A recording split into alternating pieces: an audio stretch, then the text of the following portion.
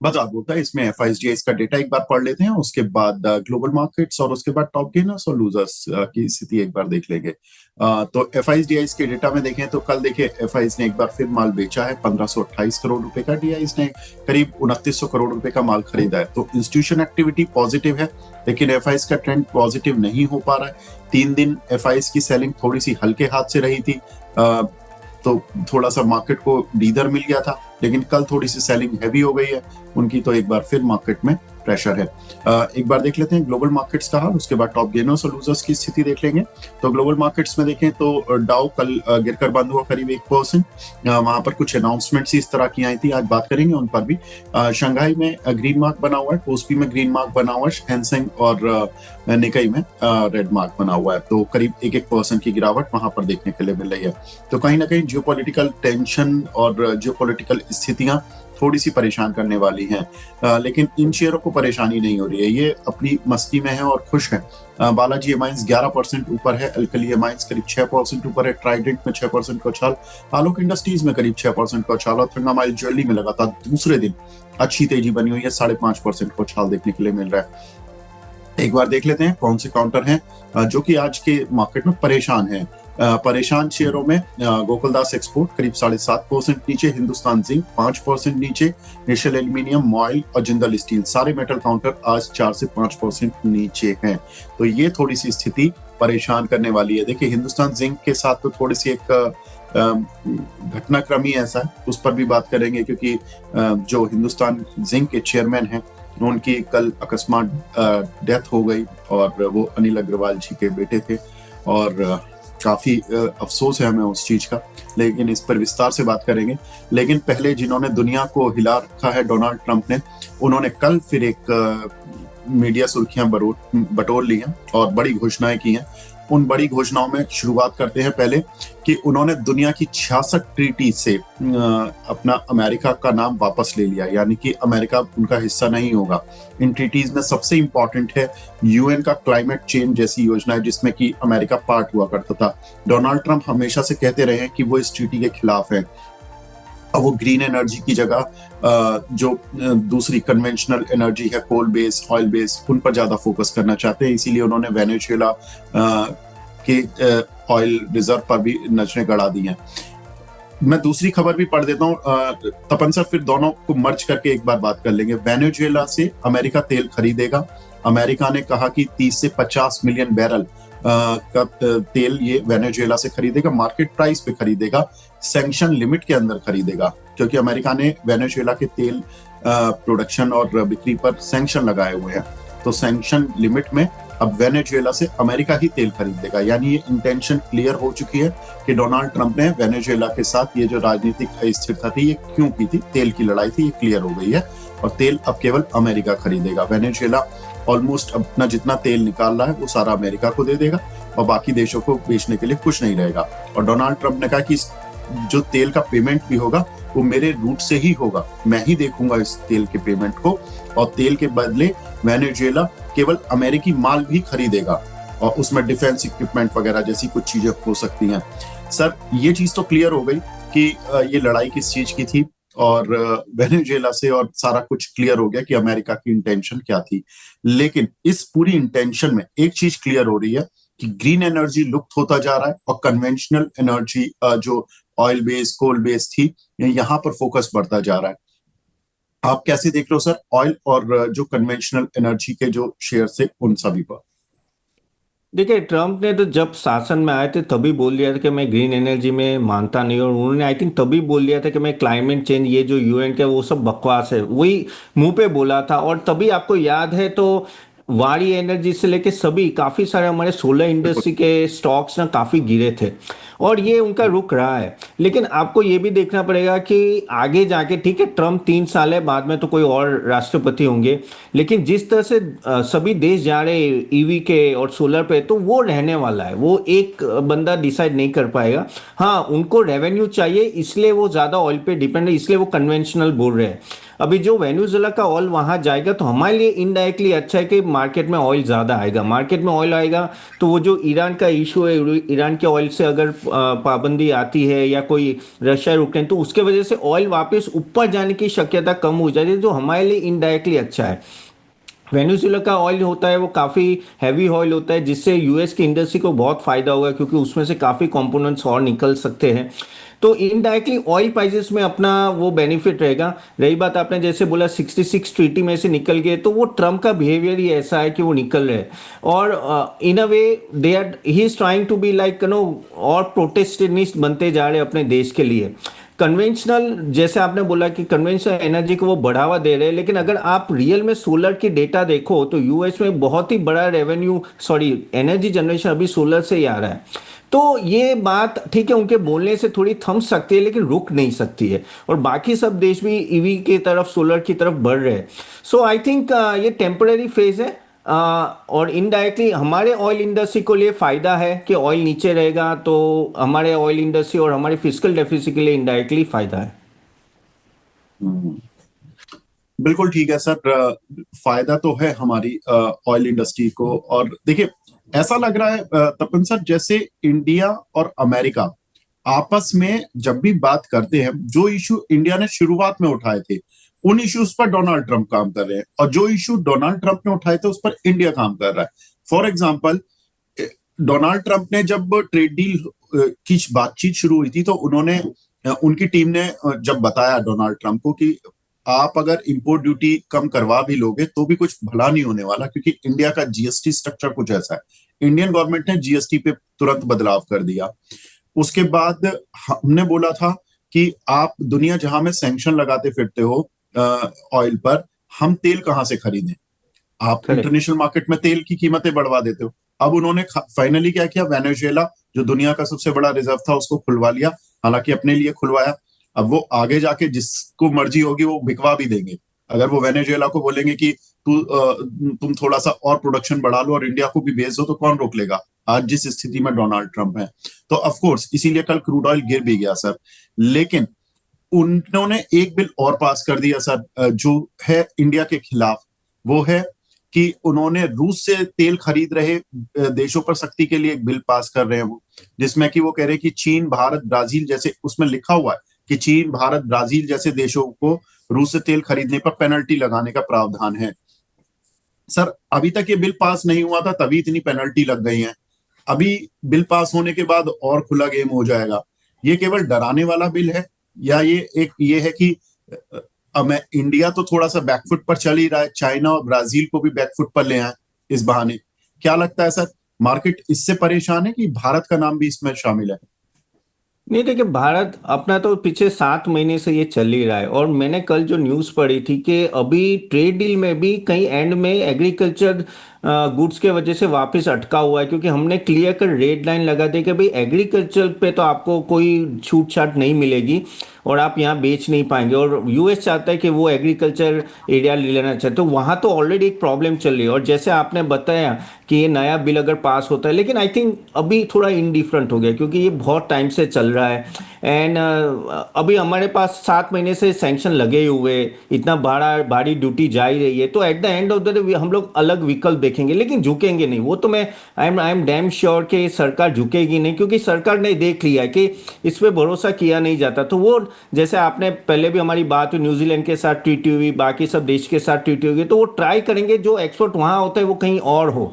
रही बात रूस से ऑयल खरीदने की, हमने काफी कम कर दिया है। अब इस लेवल पे भी वो बस वो उनका नेचर है, धमकी देते जाना, धमकी देते जाना। लेकिन अभी क्या हो रहा है, चाइना ले लो, रशिया ले लो और इंडिया ले लो, वो थोड़े इनडिफरेंट हो गए हैं यूएस के धमकी से। अभी क्या होता है, वो एक बार माँ डांटती रहती है ना, तो 2-3 बार रोता है, फिर बच्चा सुन के ये तो हर रोज का है। तो वही बात हो रही है अभी यहाँ। मुझे नहीं लगता कि इंडिया झुकेगा, और ये अगर सैंक्शन लगते हैं तो ट्रेड डील और डिले होगी। लेकिन आई थिंक चाइना नहीं झुकने वाला, ना तो रशिया ना तो इंडिया। तो ये तीनों का एक तरह से साथ दोस्ती हो गई है। ये इंडिया इस समय फंस गया, लेकिन बिजनेस दोस्ती उनकी अमेरिका से जरूरी है, और पड़ोसी होने के नाते रशिया और चाइना से भी दोस्ती होनी जरूरी है, क्योंकि इनसे ही पूरी एशिया का भविष्य डिसाइड होता है। अब इंडिया के लिए देखना होगा कितना टैक्टफुली करते हैं ये। एस जयशंकर साहब ने बोला भी था पीछे कि इन तीनों को एक साथ रखना, अपने साथ न्यूट्रलाइज रखना, ये सबसे बड़ा चैलेंज है इस समय। खैर, विवेक जी, इसमें क्या लेकिन होता है सर एक चीज। सोवेरेनिटी, इसमें क्या जी होता है कि जी। कोई देश आपकी सोवेरेनिटी पे सवाल उठाए बार बार तो आप फिर सहन नहीं करते।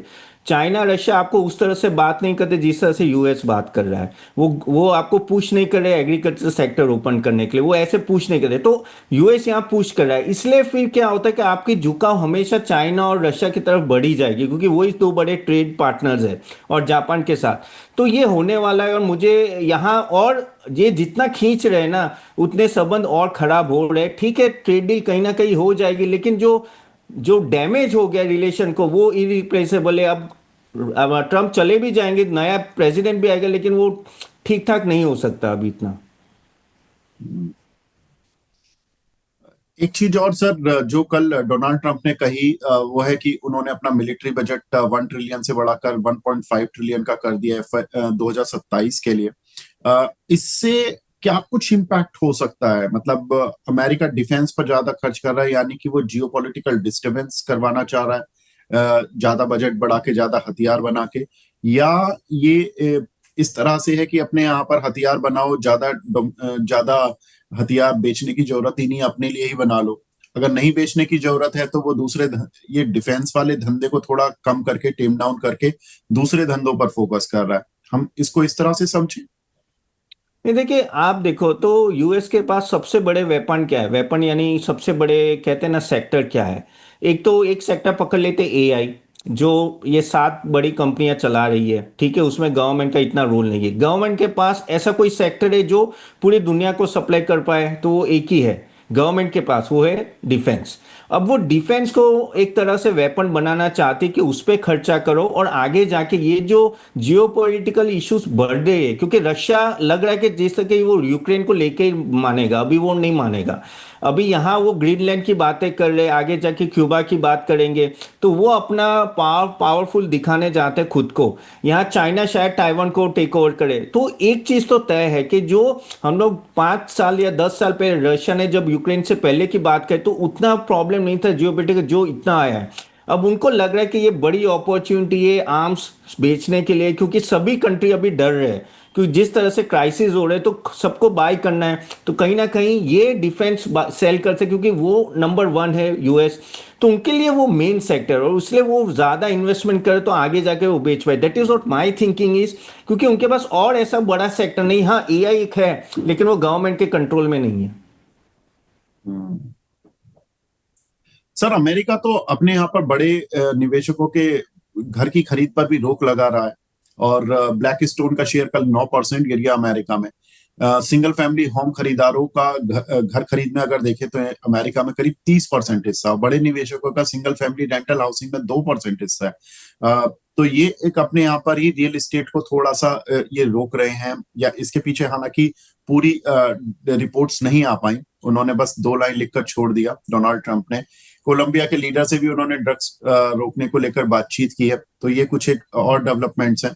कुछ अमेरिका के रियल एस्टेट में अगर कुछ भी प्रॉब्लम आती है तो हमारे ऊपर, हमारी आईटी कंपनीज पर कुछ इम्पैक्ट पड़ेगा, क्योंकि देखिए हमारी आईटी कंपनीज का बहुत जो, अगर आप वैसे देखोगे तो ये सॉफ्टवेयर कंपनी है, लेकिन अगर आप जब अमेरिका में इनके स्पेस में जाकर देखोगे कि किस किस स्पेस में अपनी आईटी सर्विसेज देती हैं, तो कहाँ, कहीं मैन्युफैक्चरिंग में दे रही होती है, कोई कंपनी हेल्थ केयर में दे रही होती है, कोई रिटेल में दे रही होती है। तो इस तरह से इनका डाइवर्सिफिकेशन है वहां पर। तो क्या वहां के रियल एस्टेट में कुछ प्रॉब्लम आती है तो हमारी आईटी कंपनीज पर फर्क पड़ेगा क्या? देखिए, आईटी कंपनीज तो डायरेक्टली बहुत ही वल्नरेबल है यूएस इकोनॉमी से, क्योंकि कोई किसी तरह भी इम्पैक्ट इकोनॉमी पे आता है, या वो हाउसिंग से आए या एआई में थोड़ा मेल्टडाउन आए, तो इनडायरेक्टली इंडिया को प्रॉब्लम हो गई। प्लस एआई का तो एक भूत है ही। एआई की वजह से आप देखो तो मैंने सुना है काफ़ी सारे कॉन्ट्रैक्ट जो यूएस कंपनी के साथ होते हैं या यूरो कंपनी के साथ, उनके साथ रीनेगोशिएट हो रहे हैं, और यानी प्राइसेस डाउन जा रहे हैं, तो वो एक इम्पैक्ट भी आ रहा है। ऊपर से जैसे आपने बोला कि हाउसिंग में ये लोग कंट्रोल थोड़ा इसलिए भी करना चाहते हैं कि पहले जो बबल फॉर्म हुआ था हाउसिंग का, वो कहीं ना कहीं अभी प्रोएक्टिवली गवर्नमेंट और फेडरलिज्म भी उस तरह से नो काम करेगी कि ये ज़्यादा ना हो, तो कहीं ना कहीं वो कंट्रोल के लिए ये सब कर रहे हैं।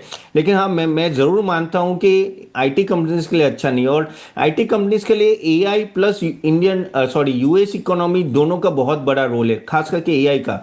तो मुझे यही लग रहा है कि इंडियन आईटी कंपनीज यही रेंज बाउंड घूमेगी, 10-15% ऊपर नीचे। लेकिन एक आउट परफॉर्मर होना अभी 1.5-2 साल, जब तक एआई स्टेबल ना हो जाए, उनके सभी प्रोडक्ट एआई एनेबल ना हो जाए, और जो एम्प्लॉयज को निकालना है ये वो सब सेटल ना हो, तब तक ये इशू रहेगा आईटी कंपनी के साथ। तो मैं इतना ऑप्टिमिस्टिक नहीं हूँ आईटी कंपनीज के लिए, इंडियन आईटी कंपनीज के लिए एटलीस्ट। हम्म, तो इंडियन आईटी कंपनीज के लिए ऑप्टिमिस्टिक नहीं है सर। ठीक बात है सर। आगे बढ़ते हैं सर।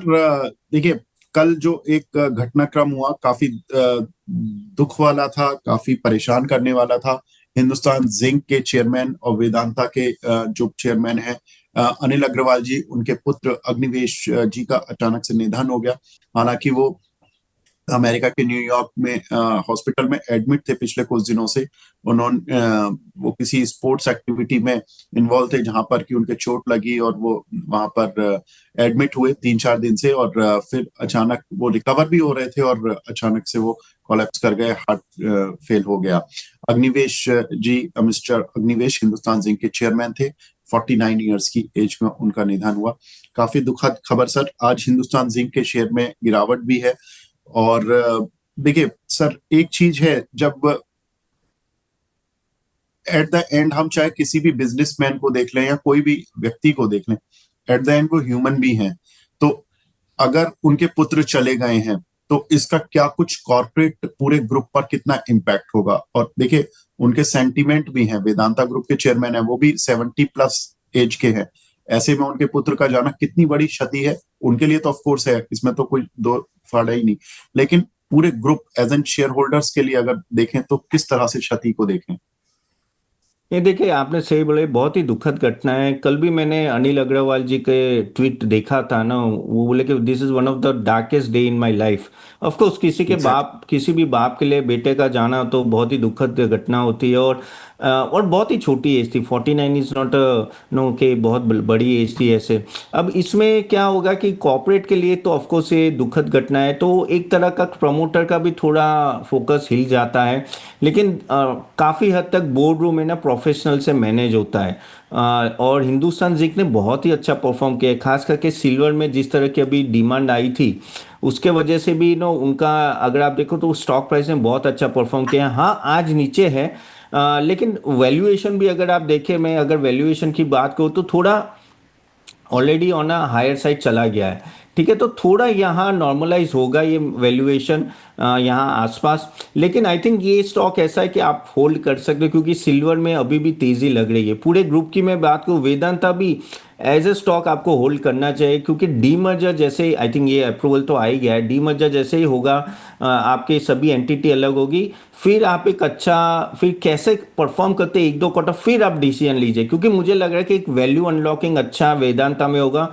हिंदुस्तान जिंक भी आप होल्ड करके रखिए, क्योंकि ये न्यूज़ से शायद 10-15% ऊपर नीचे हो, शायद नीचे हो, लेकिन आई थिंक अभी भी लॉन्ग इंटेक है ग्रोथ। मुझे लग रहा है कि 1-2 क्वार्टर अभी भी मेटल की रैली चल रही है, सिल्वर की भी रैली चल रही है, तो इसको छोड़िए मत, आई थिंक बने रही। हाँ, लेकिन शायद ये कॉन्सोलिडेट हो थोड़े महीने तक। हम्म, तो वेदांता और हिंदुस्तान जिंक का इन दोनों पर फिलहाल सर ने बता ही दिया है कि किस तरह से आपको काम करना है। हालांकि देखिए, इन सब खबरों को बिजनेस से जोड़ना बहुत ही खराब लगता है हम लोगों को भी। लेकिन प्रॉब्लम यही है कि स्टॉक मार्केट बड़ा ही ब्रूटल है सर। इनको ना ये देखता ही है इन चीजों को करेक्ट, इससे करेक्ट। जोड़कर। और ये हमारी भी विडंबना है कि हमें ये सब पूछना पड़ता है। लेकिन शेयर होल्डर के नाते जो लोग इसमें निवेशित हैं उनके लिए ये जानकारी प्राप्त करना भी जरूरी है। एंजल वन सर, 15 जनवरी को शेयर के स्प्लिट पर बोर्ड बैठक हो रही है। रिजल्ट्स भी आ रहे हैं कंपनी के। ये क्वार्टर आपको कैसा लग रहा है सर बुकिंग कंपनीज के लिए। और एंजल वन जैसा शेयर जो कि एक बड़ा शेयर बन चुका है, प्राइस वाइज, वैल्यूएशन वाइज मैं नहीं पूछ रहा हूँ, प्राइस वाइज ये बड़ा बन चुका है, तो क्या इसके स्प्लिट से कुछ इसको फायदा मिलेगा। देखिए स्प्लिट से कभी भी फंडामेंटल चेंज नहीं होते। Fundamental of course earnings upgrade से होते हैं। और यहाँ एंजल वन में प्रॉब्लम क्या आ रहा है कि वॉलेटिलिटी तो हमें पता ही है, मार्केट से डायरेक्टली लिंक है वॉलेटिलिटी की वजह से। प्लस एफएनओ में थोड़ा इशू आया। अभी आप देखें तो म्यूचुअल फंड में भी थोड़ा, यानी पहले लग रहा था कि बड़ा इम्पैक्ट आएगा जो उन्होंने नए सेबी ने रूल लाए, लेकिन अभी थोड़ा इम्पैक्ट आएगा, लेकिन आएगा सही। तो और ऊपर से क्या है कि ब्रोकिंग बिजनेस काफी वॉलेटाइल रहता है। अभी एंजल वन को यहाँ से बढ़ना है तो हमें देखना पड़ेगा कि किस तरह से वो एसेट मैनेजमेंट और वेल्थ मैनेजमेंट में कितने फास्ट वो मूव होते हैं। क्योंकि ब्रोकिंग बिजनेस पे मैं एंजल वन की बात नहीं करूँ, मैं सभी स्टॉक की बात करूँ कि आपको लेना ही नहीं चाहिए सिर्फ ब्रोकिंग बिजनेस पे डिपेंडेंट हो तो, क्योंकि that is not a business which will give you a great return. वो बहुत वॉलेटाइल होगा। अभी जीरो ब्रोकरेज का जमाना है। लेकिन जो कंपनी जितनी जल्दी आपकी एसेट मैनेजमेंट और वेल्थ मैनेजमेंट में जाएगी वो कंपनी ज्यादा परफॉर्म होगी। आप देखिए 361 देखिए, आनंद राठी देखिए, वो सब क्यों भागे? वो सब इसलिए क्योंकि वो वेल्थ मैनेजर कहीं से कहीं वहां पे फोकस कर रहे हैं। एएमसी ऑलरेडी फॉर्म कर दी है एंजल ने, लेकिन अभी चालू नहीं हुआ है। वेल्थ मैनेजमेंट स्टार्ट किया है। तो मैं अभी भी कॉशियस हूँ ये स्टॉक से। स्प्लिट के वजह से ट्रेडिंग का आप बेनिफिट ले सकते हो, लेकिन लॉन्ग टर्म मैं इंटेक्ट नहीं, मैं इस पे बुलिश नहीं हूं। मैं जैसा डिस्क्लेमर, हमारे पास भी थे लेकिन हमने ऑलमोस्ट 8-10 महीने पहले हमने इसको बेच दिया था क्लाइंट को। सो प्लीज उस तरह से आप नजर में रखें तो बेटर रहेगा। बिल्कुल ठीक है सर। आगे बढ़ते हैं सर। अगली खबर एलजी के ऊपर sir, anchor investor lock in खुल रहा है। बड़े निवेशक अब अपने शेयर बेच पाएंगे। हालांकि शेयर पे थोड़ा सा प्रेशर तो पहले ही बन रहा था। लेकिन सर क्या लगता है एलजी के ऊपर? जी, एलजी कंपनी ऑफ कोर्स अच्छी है, कोई डाउट नहीं। अगर आप देखें तो इलेक्ट्रॉनिक्स में सबसे ज़्यादा प्रोडक्ट बेचते होंगे तो एलजी के होंगे। लेकिन प्रॉब्लम ये हो कि जब आईपीओ आया स्टॉक का ना प्राइस टू परफेक्शन हो गया, यानी उसका वैल्यूएशन नो एक अच्छा खासा ऑलरेडी बन चुका है। और अगर आप देखो तो 50 के पी पे चल रहा हो तो आपको 50 के पी पे कम से कम आपको 20-25% से ग्रोथ करना चाहिए, जो अभी वो दिख नहीं रहा है। It will take some time.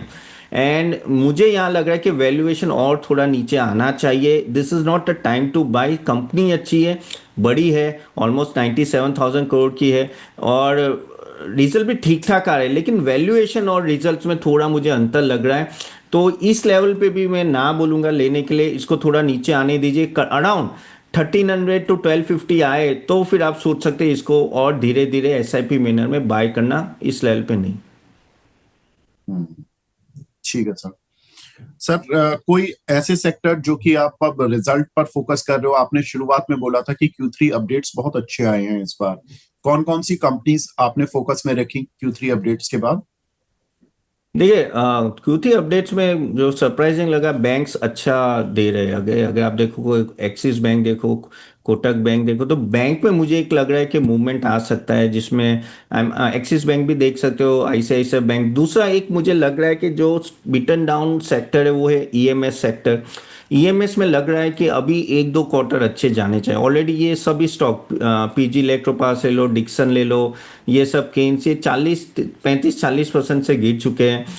ये ऑफ कोर्स वैल्यूएशन बहुत बढ़ गया था इसलिए गिरे। हाँ, कुछ रिपोर्ट्स आ रहे हैं डिक्सन के लिए कि भाई नेगेटिव है, लेकिन मैं पॉजिटिव हूँ। क्योंकि ईएमएस सेक्टर हम लोग बहुत ही नीश एरिया है, और ये अभी भी हम लोग 3-4% है। वर्ल्ड ओवर में अगर आप चाइना 30% है, यहाँ और बहुत सारे प्रोडक्ट्स यहाँ बनेंगे। जैसे आईफोन आया वैसे बहुत सारे और कंपनी आएगी, उस पर फोकस कीजिए। उसमें आई थिंक पीजी इलेक्ट्रोपास आप ध्यान में रख सकते हो। सिरमा अच्छा है। डिक्सन थोड़े इस लेवल पे या एसआईपी मैनर पे आप देख सकते हो। डिफेंस में मैं पॉजिटिव हूँ, वो तो सभी पॉजिटिव है, लेकिन डिफेंस में भी अगर आप देखो बीएल या एचएल, अगर आपको थोड़े नीचे लेवल पे है तो वो भी आप नज़र में रख सकते हो। सर बैंकिंग शेयरों में आपका आउटलुक, क्योंकि बैंकिंग के भी एचडीएफसी बैंक के जिस दिन डेटा पॉइंट्स आए थे उस दिन वो शेयर गिर गया। उसके बाद एडीआर 6% गिरा। फिर उसके बाद अगले दिन भी थोड़ा इंडियन मार्केट में थोड़ा प्रेशर रहा बैंक निफ्टी पर। बैंकिंग में आपको सबसे अच्छे डेटा पॉइंट्स किसके लगे, किस पर बैट लगाएंगे? देखिए बैंकिंग पे जैसे मैंने बोला, एक्सिस के बहुत ही अच्छे डेटा पॉइंट थे, बहुत ही अच्छे थे। कुछ और बैंक, मुझे एनबीएफसी के भी जो डेटा पॉइंट आए, इवन बजाज फाइनेंस के भी कंपैरेटिवली अच्छे थे। तो मुझे एग्जैक्टली सभी के नाम याद नहीं है, लेकिन बैंकिंग में अगर आपको जाना है तो आई थिंक अभी भी पीएसयू बैंक्स में भी थोड़े लैग्स है। जैसे मैं बोलूँ तो एसबीआई देख लो या पीएनबी देख लो, वहाँ अभी भी यहाँ से बढ़ने के चांसेस है। इवन कैनरा बैंक, दूसरे अगर मैं प्राइवेट बैंक्स की बात करूँ तो ICICI bank, Karur Vysya bank, federal bank, ये तीन चार स्टॉक आप ध्यान रख सकते हो। मुझे लग रहा है कि ये कुछ क्वार्टर में अच्छा परफॉर्म करेंगे, क्योंकि जो इंटरेस्ट रेट नीचे आएगा डायरेक्टली इनडायरेक्टली इन लोगों को फायदा हो सकता है। तो हाँ, मैं दोनों एनबीएफसी और बैंक्स में मैं पॉजिटिव हूँ। शायद पीएसयू बैंक ज़्यादा भागे प्राइवेट बैंक से, लेकिन आप दोनों रखिए क्योंकि you never know earning season कैसी आती है। बट यस, इवन एनबीएफसी में do better than banks if I feel that. ठीक है। ठीक है तपन सर, बहुत बहुत शुक्रिया सर हमसे जुड़ने के लिए, अपना कीमती समय थैंक देने यू के विवेक जी। लिए। एज ऑलवेज आपसे बात करके अच्छा लगा। Thank you so much. Thank you Vivek ji. अब आगे बढ़ते हैं। अब हमारे साथ मानस सर जुड़ चुके हैं लखनऊ से। Manas sir, good morning. Good morning Vivek ji, good morning. Manas sir, कैसा रहा आपका नए साल का जश्न और अभी तक नया साल के ये शुरुआती 7-8 दिन? आ, तो देखिए, नया साल ठीक रहा, फैमिली के साथ निकला, उन्हीं के साथ सेलिब्रेट किया गया, और उसके बाद का टाइम भी अच्छा ही रहा, अभी तक तो अच्छा ही रहा। अच्छा, मतलब सर लोग कह रहे थे कि 2025 बड़ा खराब था, मतलब दुनिया भर के लिए और घटनाक्रम के लिए। हालांकि 2025 में मेजर रोल खराब करने के लिए लोग डोनाल्ड ट्रंप को काफी उत्तरदायी मान रहे हैं, लेकिन वो तो 2026 में भी हैं और हाँ, अभी भी अपने कुछ ना कुछ डेली कुछ ना कुछ कर ही रहे हैं। तो लोगों को शायद बाकी घटनाक्रम से मुक्ति मिल गई हो, लेकिन डोनाल्ड ट्रंप से तो नहीं मिल रही है। और हम शेयर मार्केट के लोग तो डोनाल्ड ट्रंप से ही ज्यादा आधारित हो गए हैं। तो कैसे देख रहे हैं सर मार्केट को? कहाँ पे देख रहे हैं, कहाँ पे आपको लग रहा है कि अपॉर्चुनिटीज है, किस इंडेक्स में प्ले करें? रिजल्ट सीजन भी चल रहा है, कहाँ पर गेम खेलें? देखिए सही है विवेक जी, पिछले 3-4 दिनों में हमने प्रॉफिट बुकिंग देखी है निफ्टी में, और आज निफ्टी ने अपने 20 डे मूविंग एवरेज को ब्रेक किया, उसके नीचे फिसला है। लेकिन अभी ये कहना कि रिवर्सल है, ये थोड़ा शायद जल्दी है। मेरा समझना ये है कि जो मार्केट का अंडरटोन है वो अभी भी बुलिश बना हुआ है। निफ्टी पे एक स्ट्रॉन्ग रेजिस्टेंस बना हुआ है 26,300 से 26,350 की रेंज में। तो जब वो ब्रेक होंगे तो आपको बड़ा मूव देखने को मिलेगा। हालांकि डिसअपॉइंट डेफिनेटली निफ्टी ने किया है, क्योंकि करीब 5 दिन पहले निफ्टी ने जो अपने पिछले हाई से उसको टेस्ट किया था और ब्रेक भी किया था, लेकिन वहां पर सस्टेन नहीं हो पाया। बट मेरा समझना यह है कि जब तक 25,700 के ऊपर निफ्टी ट्रेड करता रहेगा, तब तक आपको ये होप बनी रहेगी कि जो मेन ट्रेंड है वो बुलिश है, और शायद कंसोलिडेशन के बाद हमें ब्रेकआउट आता हुआ दिखेगा और फिर हमें एक बड़ी रैली देखने को मिलेगी। संकेत बैंक निफ्टी में काफी बेहतर है कंपेयर टू निफ्टी। अगर हम बात करें, अगर आप देखें तो पिछले 4 दिनों में जहां पर निफ्टी में करेक्शन देखने को मिला है, बैंक निफ्टी में कोई खास करेक्शन नहीं देखने को मिला। एक साइडवेज मूव देखने को मिला, और बैंक निफ्टी अभी भी अपने 10 डे मूविंग एवरेज के ऊपर ट्रेड कर रहा है। तो इस इंडेक्स पे जरूर ध्यान दें। हालांकि एचडीएफसी बैंक ने क्रैक दिखाया, लेकिन उसके बावजूद बैंक निफ्टी क्रैक नहीं हुआ है। तो मेरा समझना ये है कि इसमें काफी ट्रेंड पॉजिटिव बना हुआ है, और अगर एक ट्रेड लेना हो तो बैंक निफ्टी में इस करेक्शन पे खरीदारी की जा सकती है 59,400 के स्टॉप लॉस के साथ।